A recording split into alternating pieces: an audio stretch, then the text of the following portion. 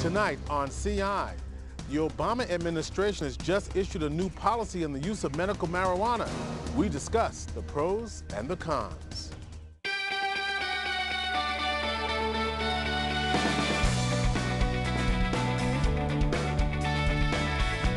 Welcome to Central Issues. I'm George Kilpatrick. Tonight on the program, a conversation about medical marijuana, the pros and the cons. And we'll meet a man who says smoking pot relieves his medical condition.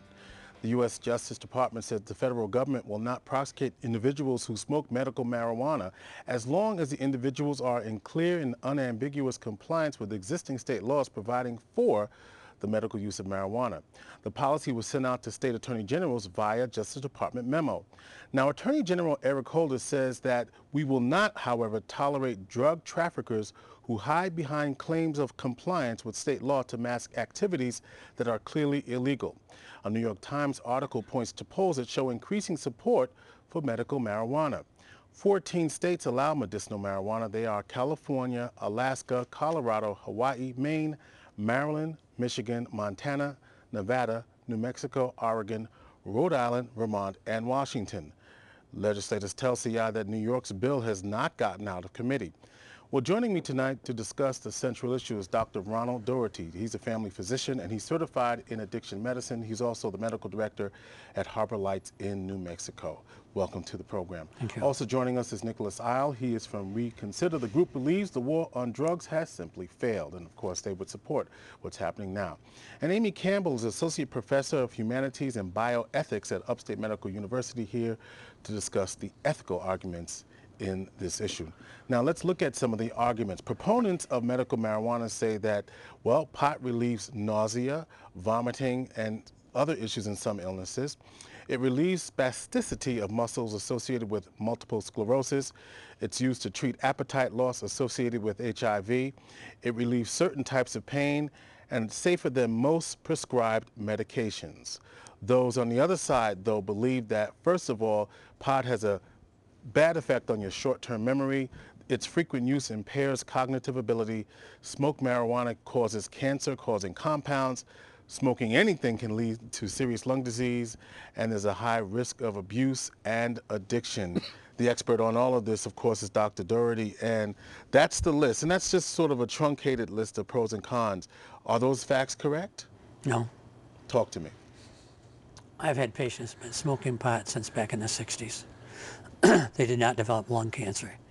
One caveat, if you smoke cigarettes or smoke crack cocaine and you smoke pot, this affects the lining of your lungs and you can get cancer. But I've never had a pot smoker get cancer. I've had many women who smoked pot during pregnancy, and the only problem is the baby had a case of the munchies just like the mother. You're funny.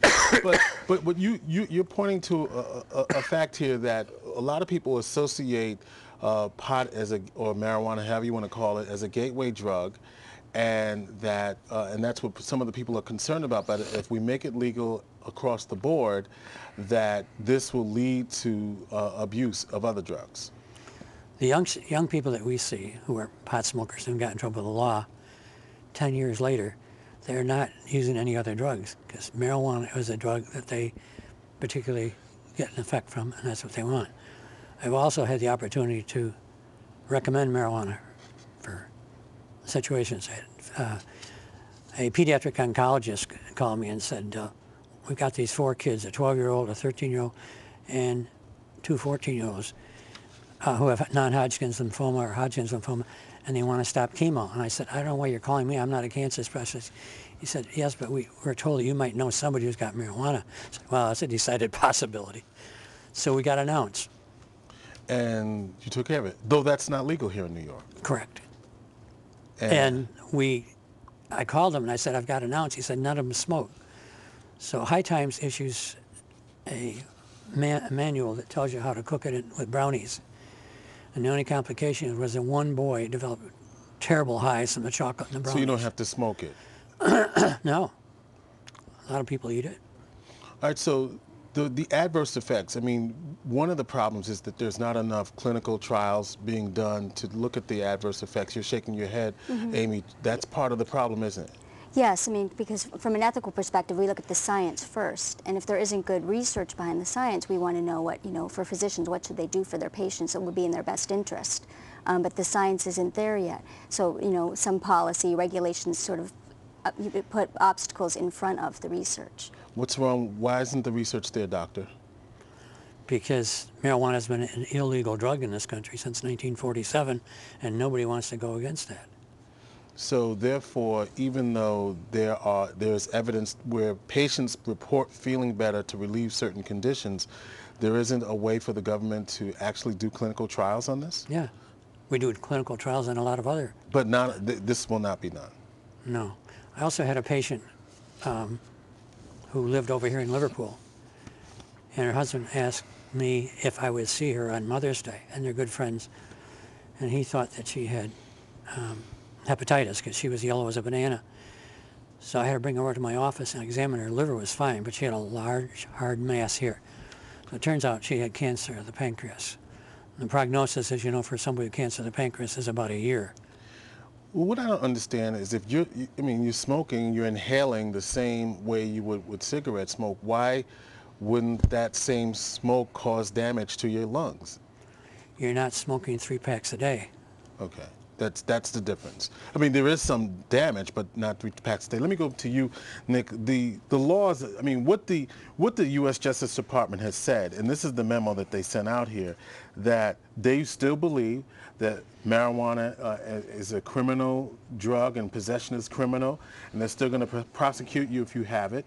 But if it's legal in your state, they're not going to prosecute you. So this is sort of a mixed bag here for people like you who are hoping that this is a further step in decriminalization. Well, it's a complicated thing because what you have basically is a discussion about allocation of resources. I mean, you have the president telling the highest law enforcement officer in the country to ignore the law, basically. And right. Here's what they said. They say that we maintain that marijuana is a dangerous drug and the illegal distribution and sale of marijuana is a serious crime and provides a significant source of revenue, and we will still prosecute. That's what they're basically saying. Right. In addition to saying, but if you get it through your state following those guidelines, it's okay. Right. So they're obviously trying to, I think, pave the way for some sensible reform. The polling, what's interesting these days is the polling for general legalization of marijuana, which a decade ago was about 20%, 25%. It hovered around there. 2-3 years ago, it went up to 35% or so. Now it's pretty much around 50%. Gallup poll came out the other day, 45%. Zogby and other polls are showing around 50% in favor of legalizing marijuana, taxing it, regulating it, treating it more or less like alcohol. So the public view is changing. Unfortunately, the government has sort of dug themselves in a hole by making it Schedule I under the Controlled Substances Act. So they're in a difficult thing, and politicians are still afraid to talk like Dr. Doherty and to accept the fact that, there are uses for this stuff. But for Amy, 14 states who have various different ways that they approach this but still allow it have made this okay as long as it's controlled and done a certain way. What's your feeling about what the federal government is trying to do here? I think that really the federal government is probably trying not to do a huge policy pronouncement at this point, but saying that in terms of resources, we leave it to states to regulate the practice of medicine, and if they have statutes around the medical use, we won't use our resources to prosecute, but there are a lot of limitations, and it really is discretion. What it does is it gives the U.S. attorneys their discretion. So they still can go in if there's a concern about being sold to minors, or if there are guns involved or violence. I mean, there still is discretion, but it gives a little bit more of a case-by-case judgment.